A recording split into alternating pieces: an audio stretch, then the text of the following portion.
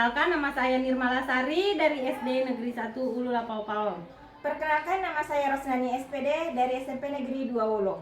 Perkenalkan, nama saya Anwar dari SD 1 Samenre. Kami calon guru penggerak Angkatan 8 Kabupaten Kolaka tahun 2023 akan melakukan proses coaching atau supervisi akademik untuk memenuhi tugas demonstrasi kontekstual modul 2.3. Selamat menyaksikan. Assalamualaikum warahmatullahi wabarakatuh, Ibu Rosnani. Waalaikumsalam, Bu. Dan selamat pagi. Pagi, Bu. Bagaimana kabarnya hari ini, Bu? Alhamdulillah baik, Bu Nirmalasari. Sehat? Alhamdulillah sehat, Bu. Alhamdulillah. Nah, jadi saya mendengar bahwa Ibu akan melakukan coaching ya. Iya, Bu. Nah, sebelum Ibu melakukan coaching, ada beberapa hal yang harus kita bicarakan terlebih dahulu, Iya, Bu. yang harus kita diskusikan terlebih dahulu, ya. Iya, Bu. Nah, utamanya di rubrik penilaiannya. Iya. Atau Ibu sudah mengetahui ini? Belum, Bu. Mungkin Ibu bisa memaparkannya secara langsung kepada saya, Bu. Oh, baik. Kalau begitu saya akan menjelaskan terlebih dahulu rubrik penilaian untuk percakapan coaching ya. Iya, Bu. Jadi di dalam rubrik penilaiannya itu ada tiga penilaian yang harus kita perhatikan ya. Iya, Bu. Yang pertama kemitraan, terus yang kedua proses kreatif. Nah, ini yang pertama tadi kemitraan kan artinya bekerja sama ya. Iya, Kerja sama kita antara kita dengan coacher, Iya, antara Bu. coach dengan coacher. Terus yang kedua proses kreatif, ini maksudnya bagaimana caranya kita sebagai coach memberikan pertanyaan yang berbobot kepada coacher tersebut ya. Iya, Bu. Nah, terus yang ketiga yaitu bagaimana kita bisa menggali atau memaksimalkan potensi yang dimiliki coacher tersebut. Nah, seperti itu, Bu. Nah, sudah paham, Bu, yang ini yang 3 kriteria penilaiannya? Insya Allah siap, Bu. Paham. Oke. Kalau sudah paham ini di kriteria penilaiannya, sekarang saya akan menanyakan kompetensi apa yang Ibu akan kembangkan dalam proses coaching ini. Kompetensi yang saya kembangkan itu kan ada 4 ya, Bu ya. Ya. Memang yang harus dimiliki oleh seorang coach. Yang pertama itu bagaimana dia bisa membangun etika dan kesepakatan antara coach dengan coacher. Ya. Kemudian yang kedua itu meningkatkan hubungan dan kepercayaan hubungan dan kepercayaan antara saya coach dengan rekan saya sebagai coacher. Ya. Kemudian yang ketiga bagaimana komunikasi bisa berjalan secara efektif antara saya sebagai coach dengan rekan saya sebagai coacher. Kemudian yang terakhir bagaimana bisa memfasilitasi proses belajar dan hasilnya. Itu. Oh, jadi itu, Bu, yang kompetensi yang akan Ibu kembangkan. Iya, Bu. Nah, dari kan tadi ada 4 kompetensi kan? Nah, yang pertama tadi apa? Masalah etika dengan kesepakatan, terus Iya. komunikasi yang lebih efektif, Iya. terus hubungan dan kepercayaan, kemudian Iya, Bu. proses belajarnya dan hasilnya. Iya. Nah, dari keempat kompetensi yang Ibu akan kembangkan ini, kompetensi mana yang secara spesifik, yang lebih spesifik, yang ingin yang akan saya observasi? Saya mau yang bagian kedua saja, Bu ya, yaitu bagaimana meningkatkan hubungan dan kepercayaan antara saya dengan rekan saya. Baik. Jadi Ibu akan meningkatkan hubungan dan kepercayaan antara Ibu dengan Rekan sebagai coach. yang coach ya. Iya, Bu. Baik. Selanjutnya apa indikator ketercapaian dari tujuan pengembangan yang Ibu inginkan? Bisa Apa diulang, Bu? apa indikator ketercapaian dari tujuan pengembangan yang Ibu inginkan?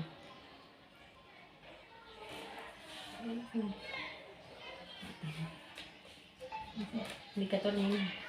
Nah, misalnya indikatornya yang keberhasilan indikator. Oh ya, misalnya bagaimana Kata-kata itu. indikator ketercapaian dari tujuan yang saya inginkan, yaitu bagaimana hubungan saya terbangun dengan baik antara saya sebagai coach dengan rekan saya sebagai coach. Kemudian bagaimana etika dan kesepakatan saya dengan rekan saya. Kemudian bagaimana komunikasi saya dengan rekan saya, serta yang terakhir bagaimana proses belajar dan hasilnya bisa berjalan dengan baik. Baik. Jadi itu tadi kompetensi, rubrik penilaian, kompetensi yang akan dikembangkan, kemudian kompetensi yang akan diobservasi, kemudian indikator dan tujuan yang ingin dikembangkan, ya Bu. Iya, Bu. Ya, baik. Jadi mungkin Ibu sudah memahami ini, alurnya, prosesnya, apa yang ada di dalamnya yang akan saya observasi. Nah, setelah ini Ibu kan akan melakukan coaching, ya kan? Iya, Bu. Dalam coaching ini saya akan melakukan supervisi dengan mencatat apa yang saya lihat dan apa yang saya dengar pada saat Ibu melakukan coaching, ya. Ya, Nah, Bu. jadi yang bebas dari penilaian dan asumsi, dan saya akan berfokus pada area yang akan Ibu kembangkan. Jadi saya akan berfokus kepada kompetensi yang akan Ibu kembangkan berdasarkan dari hasil percakapan Ibu dengan coachnya, ya. Iya, Bu. Iya. Iya. Kalau begitu saya persilahkan Ibu untuk melakukan coaching. Ya. Nah, nanti sebentar selesai baru saya kembali mensupervisi, ya, di pasca selesainya coaching. Iya, Bu. Siap. Ya. Silakan, Bu. Assalamualaikum Bu. Waalaikumsalam, Pak Anwar. Maaf mengganggu ini Pak. Sama sekali tidak mengganggu, Pak. Ya, jadi maksud kedatangan saya di sini ya ingin bercerita keluh kesah yang saya alami di sekolah saya, Bu. Karena saya dengar Ibu ini cukup berpengalaman tentang bagaimana membina peserta didik, bagaimana meningkatkan kemampuan peserta didik. Jadi saya bingung sama siapa ini saya mau curhat-curhat ini tentang apa yang saya alami. Nah, saya dengar Ibu ini cukup berpengalaman, ya, ada banyak hal yang Ibu ketahui, mungkin bisa saling berbagi nanti. Oh iya. Seperti itu. Kayaknya Pak Naru ini terlalu berlebihan ya, Pak, ya, dalam hal memuji, ya. Saya rasa Bapak ini jago dalam hal memuji. Kalau untuk cerita-cerita ya mungkin kita saling sharing ya, Pak, ya. Saling, mungkin Bapak saya tahu sesuatu yang mungkin Bapak belum ketahui, atau sebaliknya saya belum tahu tapi Bapak sudah mengetahui. Jadi kita sharing saja. Misalnya Bapak datang ke sini, rencananya pertemuan ini apa ya, Pak, ya? Masalahnya itu apa? Ingin menyampaikan apa yang saya alami, Bu, di sekolah saya, karena akhir-akhir ini ada beberapa masalah yang saya tidak nyaman, saya rasa tentang kondisi di sekolah saya, seperti itu. Masalahnya itu, Pak, apa yang ingin Bapak sampaikan? Misalnya bisa Bapak ceritakan mungkin masalahnya apa yang Bapak alami beberapa akhir ini? Begini, Bu, masalah yang saya alami saat ini adalah ketika itu mengikuti tentang eksplorasi mutu pendidikan di Kabupaten Kolaka, Ya, saya melihat hasil mutu pendidikan di sekolah saya itu jauh di bawah standar, jauh di bawah yang kita inginkan bersama. Jadi nilainya itu ya kalau dilihat ya jauh dari berapa persen itu, saya lupa. Yang jelasnya menunjukkan angka merah Bu. Jadi saya berusaha untuk bagaimana menyikapi hal ini supaya sekolah saya itu ada peningkatan. Terutama saya lihat di situ adalah tentang literasi membaca dan literasi numerasi yang semuanya itu berada di bawah standar. Yang sebelumnya itu baik-baik saja, tapi akhir-akhir ini setelah ada ANBK itu, asesmen nasional itu, hasilnya sangat jauh di bawah, artinya ada penurunan. Nah, saya dengar sekolahnya ibu ini mutu pendidikannya bagus dan mendapat dana bos tambahan kinerja ya, seperti itu. Sehingga saya berpikiran ada di sana Bu Roslani yang bisa mungkin memberikan solusi, bisa memberikan masukan buat saya agar sekolah saya ini dapat mengalami perbaikan ke depan. Langkah-langkah apa saya bisa tempuh sehingga saya bisa sharing dengan ibu seperti itu.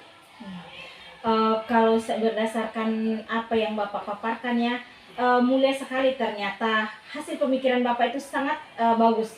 Sayang sekali seandainya pihak-pihak di sekolah Bapak itu tidak menjalankan apa yang sudah menjadi ide Bapak ya. Karena Bapak itu tujuannya untuk mengembangkan mutu pembelajaran di sekolah Bapak. Jadi sayang sekali kalau dibiarkan begitu saja idenya ya Pak ya. Kalau kan ini keinginannya Bapak agar mutu pembelajaran di sekolah itu maju ya Pak ya. Betul Bu. Iya. Menurut Bapak, apa kekuatan Bapak untuk mencapai tujuan ini? Apa yang kekuatan yang Bapak miliki saat ini untuk mencapai tujuan ini? Kekuatan yang ada di sekolah saya, yang pertama adalah di sekolah saya itu kan sudah ada perpustakaan ya, lengkap dengan buku-bukunya, buku pengayaan, buku pelajaran. Jadi saya rasa itu bisa dimanfaatkan ya dengan baik. Kemudian masalah tenaga pengajar kan tidak diragukan lagi karena sudah banyak yang sertifikasi. Ya, kita ketahui bersama bahwa yang sudah sertifikasi itu berarti dia bisa memaksimalkan waktunya secara penuh untuk pendidikan karena sudah dibayar sebagai tunjangan profesi ya. Ya, artinya dia sudah profesional. Hanya yang jadi kendala ya itu tadi belum dilaksanakan dengan baik. Jadi kekuatan yang saya miliki itu tadi ya, ada perpustakaan, ada sarana prasarana yang bisa dimanfaatkan, ya ada media, ya itu adalah bagian yang bisa diterapkan di sekolah. Iya Pak, betul sekali Pak. Dengan memanfaatkan semua kekuatan yang ada dalam sekolah Bapak, baik dari segi perpustakaan yang memadai mungkin Pak. Iya betul. Sumber daya manusianya yang terdiri dari guru-guru, saya rasa guru-guru sekarang tidak ada yang pasif ya Pak ya, semuanya aktif pastinya. Apalagi mungkin di sekolah Bapak punya guru-guru yang masih muda-muda mungkin, masih sehat, masih semangat bergerak ya. Tapi kalau misalnya begini ya Pak ya, kalau kita hitung dalam untuk ada perbandingan skala 1 sampai skala 10, menurut Bapak itu berada di skala mana? Kekuatannya Bapak itu di posisi mana untuk mencapai tujuan ini? Kalau berdasarkan skala, ya skala tentang kemampuan murid itu yang berdasarkan asesmen itu, kemampuan murid saya itu tentang literasi membacanya itu berada di angka 5 kalau menurut saya, dan tentang literasi numerasinya itu berada di bawah 5 malah ya. Kalau berkaitan dengan kemampuan guru saya dalam mengelola pembelajaran atau memanfaatkan media yang ada di sekolah itu ya mungkin saya bisa kasih angka 6 loh ya, seperti itu Bu. Oh iya Pak, Bapak sudah bisa menghitung bagaimana berapa kemajuan yang bisa Bapak dapatkan. Bapak bisa menghitung secara skala, berarti Bapak sudah bisa memastikan bagaimana keberhasilan dari usaha Bapak apabila memang sudah didukung oleh kepala sekolah dengan teman-temannya Pak ya. Kan berarti kita Tapi kan kita tidak bisa menutup kemungkinan, Pak. Berarti kita bisa misalnya 50-50 ya Pak ya. Biasanya kalau ada kemungkinan berhasil, ada pula kemungkinannya gagal ya Pak ya. Iya. Kalau misalnya kan Bapak merasa dukungan dari kepala sekolah, dari fasilitas yang ada di sekolah, dengan guru-guru juga yang sumber daya manusianya Bapak menurutnya bagus. Tapi kita juga harus menghitung peluangnya ya Pak ya. Iya. Menurut Bapak, peluang untuk bisa mencapai tujuan ini bagaimana ya Pak ya? Peluangnya sangat sangat besar buat saya. Ya, artinya kalau diskalakan itu bisa mencapai angka 8.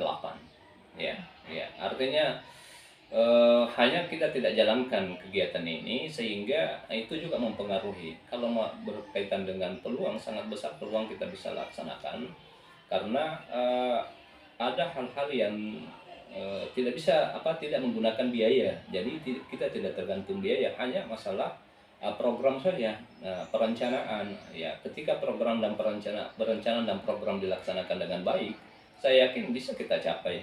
Hanya tidak adanya komitmen, tidak adanya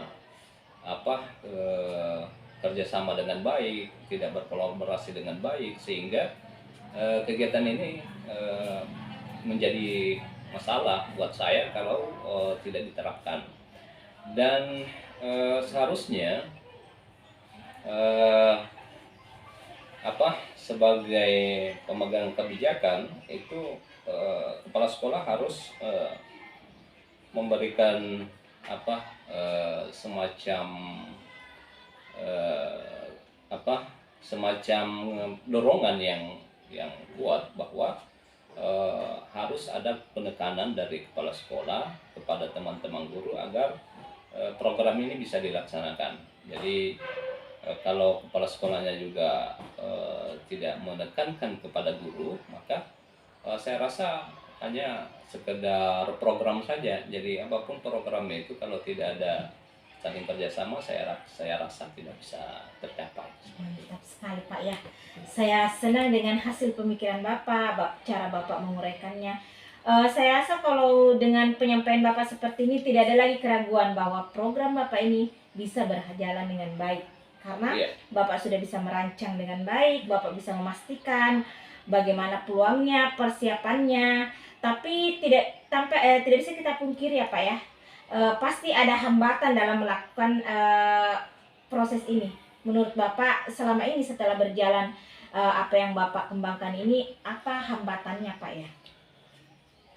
Kalau hambatan ya segala sesuatunya namanya program ya Bu ya, pasti ada hambatan. Jadi apapun yang kita lakukan pasti ada kendalanya, ada hambatan yang kita temui. Yang pertama mungkin kurang berkolaborasi dengan teman-teman guru, kemudian kurang disosialisasikan ya, jadi kurang perencanaan yang matang, terus apalagi sehingga murid itu belum terbiasa ya, belum terbangun kebiasaannya dalam literasi membacanya. Jadi faktor kebiasaan ini yang belum terbentuk di kalangan murid, dan mereka lakukan itu hanya dalam bentuk saya rasa masih dalam keterpaksaan. Ketika dipaksa belum ada kesadaran penuh bahwa ternyata membaca itu sangat penting ya. Jadi belum tertanam di pikirannya bahwa orang yang berhenti membaca pasti berhenti juga kemampuannya. Nah, itu yang perlu kita tanamkan kepada mereka, bahwa kebiasaan-kebiasaan itu yang harus kita bangun tanpa ada keterpaksaan. Ya. Kemudian hambatan yang saya hadapi adalah teman-teman guru ini ya masih menggunakan cara-cara lama saya rasa dalam proses pembelajaran. Jadi belum ada hal-hal yang baru yang diterapkan seperti menggunakan media. Ya, saya rasa kalau menggunakan media, murid-murid itu pasti akan tertarik dan nyaman juga ya dengan hal-hal yang baru, sehingga mereka terpancing untuk melakukan itu tadi, kebiasaan membaca. Oke. Bapak sudah bisa memastikan apa hambatannya. Tapi ketika kita berbicara masalah hambatan sudah pasti jika Bapak sudah mempunyai solusi, pasti hambatannya bisa dihadapi dengan Iya. baik ya. Menurut Bapak, kalau boleh saya tahu ya, apa solusinya Bapak dalam menghadapi hambatan ini? Eh, Solusi yang bisa kita lakukan di sekolah itu ya berkaitan dengan kurangnya menurunnya literasi membaca dan literasi numerasi.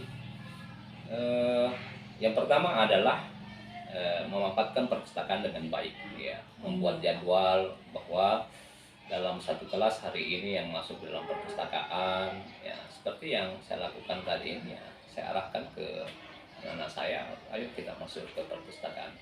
Terus yang kedua, membuat mading, ya, majalah dinding yang Iya, betul sekali. di depan kelasnya atau di depan kantor. Kalau tidak bisa di depan tiap kelas, ya di depan kantor saja.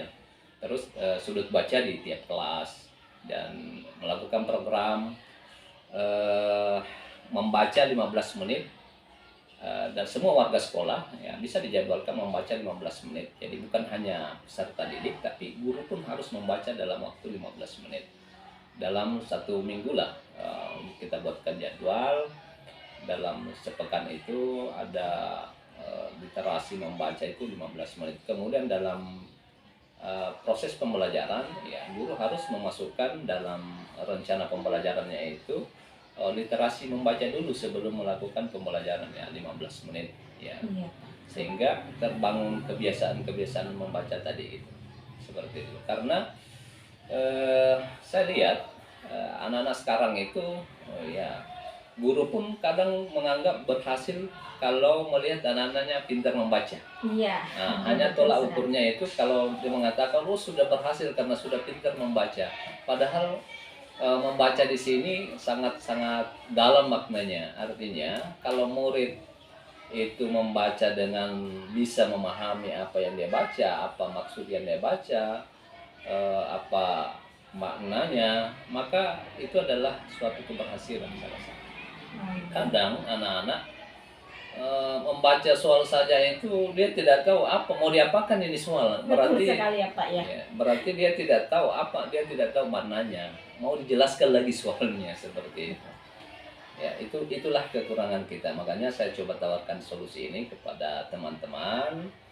Saya sudah sampaikan kepada kepala sekolah bahwa seperti ini yang mungkin bisa kita laksanakan. Saya sudah sosialisasikan pada saat upacara bendera. Kebetulan pada saat itu saya sebagai pembina upacara, saya sampaikan bahwa kekurangan kita seperti ini. Seperti itu. Dari cara Bapak menyampaikan permasalahannya, solusinya, sebenarnya dari permasalahan Bapak ini, Bapak itu bisa tahu, sudah bisa mengukur bahwa masalahku seperti ini, masalahku di sini. Apa ya? Menurut saya, Bapak itu cukup cerdas dalam melihat permasalahan Bapak sendiri ya. Sudah bisa memahami apa kendalanya dan apa solusi yang harus Bapak lakukan. Jadi kami ini hanya sekedar mungkin teman diskusi saja ya, karena kalau misalnya dari segi Bapak menguraikan permasalahan Bapak itu, sebenarnya Bapak cukup cerdas dalam mempelajarinya. Tidak begitu juga, Bu. Namanya juga sharing. Artinya begini, Bu. Kan kita lihat perbandingan antar sekolah. Sekolah ini berhasil dalam segi ini. Umpama dalam penataan perpustakaannya, kebetulan Ibu kan sebagai kepala perpustakaan. Iya. Jadi saya pun bisa belajar. Cara menata perpustakaannya seperti ini, cara menyusun jadwalnya seperti ini. Jadi itu juga sebagai tolak ukur sehingga anak-anak tertarik masuk ke perpustakaan.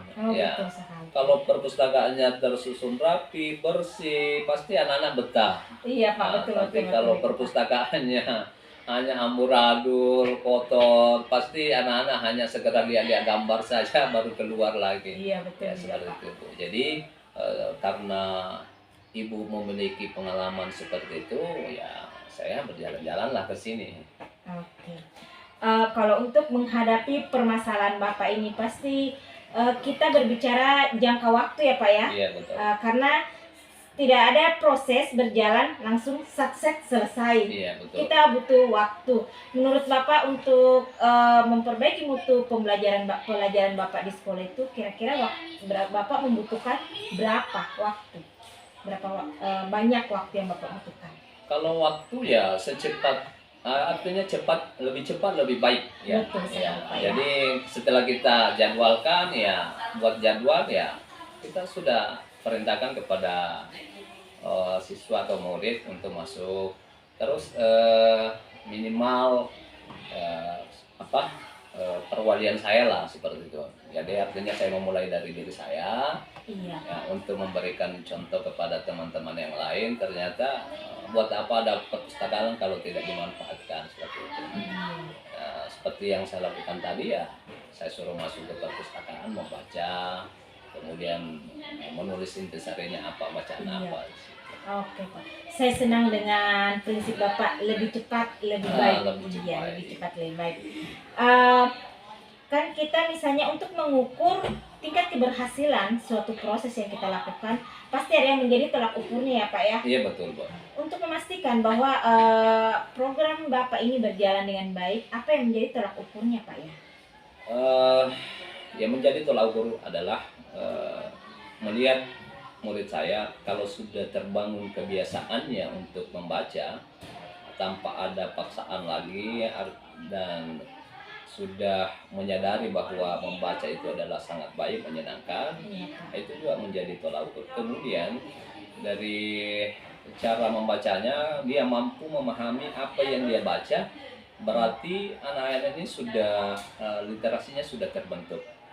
Iya. Dan tolak ukur yang secara keseluruhan untuk seluruh sekolah ya bisa kita lihat di ANBK-nya itu ya, asesmen nasionalnya itu. Kalau ada perubahan berarti ada peningkatan yang kita lakukan selama ini. Seperti itu. Tolak ukur yang bisa juga kita menggunakan daftar baca yang ada di perpustakaan ya, Oh, karena iya, ada ada. daftar di situ. Iya, ada. Berapa siswa yang masuk dalam satu hari, ya berapa kelas berapa yang masuk, itu juga menjadi tolak ukur kita. Iya, iya, betul sekali Pak. Iya.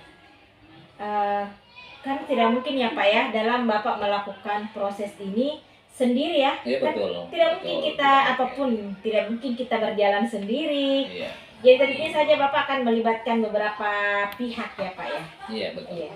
Kalau menurut Bapak pihak-pihak mana saja yang Bapak butuhkan untuk membantu dalam proses Bapak? Pihak yang saya sangat butuhkan adalah tentunya kepala sekolah, karena dia adalah penentu kebijakan. Iya. Dia bisa mempengaruhi teman-teman lain. Jadi harus ada penekanan dari kepala sekolah. Dan yang berikutnya adalah teman sejawat. Oh, iya. Karena teman sejawatlah adalah merupakan tempat berbagi juga di dalam sekolah, ya harus berkolaborasi. Dan yang terpenting di luar lingkungan sekolah itu adalah orang tua murid ya. Iya, betul. Karena sehebat apapun guru di sekolah, kalau tidak ada juga dukungan dari orang tuanya, Iya. ya kita tidak akan berhasil juga. Jadi waktu di sekolah hanya sampai 8 jam, ya tentunya kita tidak bisa mengakomodir dari sekian banyak murid itu. Karakternya bermacam-macam, ya kita tidak bisa menyelesaikan dalam waktu secepat itu. Jadi dukungan orang tua pun sangat dibutuhkan seperti itu. Oke, betul sekali Pak. Ya, kita tidak bisa berjalan tanpa ada dukungan dari atasan selaku kepala sekolah, rekan sejawat, ataupun dengan teman-teman dari wali orang tua. Kami Ya. pun di sini seperti itu Pak. Ya, Ada timbal balik dari pihak luar, pihak dalam sekolah. Kita kan sudah berbincang-bincang beberapa menit ya Pak ya. iya. Apa tindak lanjut dari kegiatan setelah Bapak kita melakukan coaching hari ini? Apa yang saya sampaikan tadi mudah-mudahan bisa saya terapkan secara berkesinambungan di sekolah saya, sehingga teman-teman bisa berkomitmen menerapkan program yang kita rencanakan ini. agar mutu pendidikan di sekolah itu dapat meningkat, jadi ada perubahan. Kemudian setelah mengikuti coaching ini, saya rasa perasaan saya sudah lega, sudah Alhamdulillah. segar kembali, karena saya tidak tahu pada siapa ini mau minta sharing lah pendapat atau dukungan. Setelah saya datang ke sini, baru saya masuk di ruangannya ibu ini, saya sudah merasa lega karena Alhamdulillah, saya Pak. sudah lihat perpustakaannya ibu, ya bagus sekali ya. Ya, Terima artinya kasih, Pak. bisa dicontoh, bisa Insya Allah, terima diikuti, diterapkan juga di sekolah saya. Seperti itu, Bu. Ya, tetap semangat ya Pak ya. Ya, Mungkin proses coachingnya hari ini mungkin sampai di sini ya Pak ya. iya. Terima kasih. Semoga apa yang kita bicarakan hari ini bisa bermanfaat bagi Bapak, bagi saya juga ya. Saya bisa belajar banyak hal dari Bapak, begitu juga kita bisa sharing. Oke, terima kasih Pak. Terima kasih Bu atas jamuannya hari ini. Iya Pak. Ya baik, jadi kembali lagi ya Bu. Ibu sudah melakukan coaching ya. Iya Bu. Jadi selanjutnya tadi dalam proses coaching itu saya mengamati dari awal, dan ibu ini luar biasa karena Terima kasih. sudah memenuhi alur tirta ya, yaitu rubrik atau prinsip penilaian, kemitraan, terus proses kreatifnya itu ibu tadi memberikan pertanyaan-pertanyaan yang berbobot kepada coachnya. Iya Bu. Nah, terus ibu ini bisa menggali potensi apa yang dimiliki oleh coach. Selanjutnya Iya Bu. yang menjadi indikator ketercapaian pengembangan yang diinginkan itu yang bagian mana tadi Bu? Apa Saya yang sudah mengambil dilakukan? Saya sudah meningkat. Yang saya ambil tadi itu Bu, apa? Yang coba bisa diulang pertanyaannya Bu? Ya, jadi apa yang ibu sudah lakukan setelah melakukan coachingnya, yang menjadi indikator ketercapaian, artinya indikatornya tadi itu yang sudah tercapai dalam pengembangan yang ibu inginkan itu yang mana? Saya kemitraannya, Ya, proses kreatifnya, ya, bagaimana saya menjalin hubungan agar antara saya dan mitra saya, Mojo itu tidak ada ketegangan dalam komunikasi Iya. kami, santai dan tetap rileks. Kemudian yang kedua, kreativitas dalam mengajukan pertanyaan supaya berusaha untuk mengeluarkan pertanyaan yang berbobot agar rekan saya bisa mengeluarkan apa yang ada dalam unek-uneknya. Kemudian memaksimalkan potensi. Saya juga sudah melakukan sesuai dengan alur tirta yang terdiri dari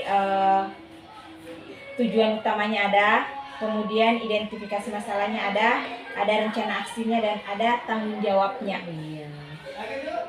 Selanjutnya setelah ini kompetensi apa yang akan ibu lakukan ke depannya? Kompetensi yang akan saya lakukan ke depannya yaitu saya tetap berfokus kepada 4 kompetensi yang harus dimiliki oleh seorang coaching, yaitu membangun etika dan kesepakatan. Kemudian yang kedua, meningkatkan hubungan dan kepercayaan antara coach dengan coacher. Kemudian tetap menjalin komunikasi yang secara efektif antara coach dengan coacher. Kemudian yang terakhir, bagaimana saya bisa memfasilitasi proses belajar dan bagaimana hasil belajar itu baik. Iya, bagus sekali Bu. Jadi proses coaching ini alhamdulillah saya lihat berjalan dengan lancar, berjalan dengan baik. Nah, saran saya lebih sering-seringlah melakukan coaching ya, agar coachnya itu atau mitranya yang mempunyai masalah bisa lebih terbuka, lebih sharing kepada ibu ya. Ya. Terima kasih Bu. Ya, terima Nah, kasih. alhamdulillah sudah bagus semuanya Bu. Terima kasih Bu. Ya, kalau begitu proses supervisi pada hari ini sudah selesai. Nah, sampai ketemu kembali Bu. Terima kasih Bu. Ya, assalamualaikum Waalaikumsalam warahmatullahi wabarakatuh.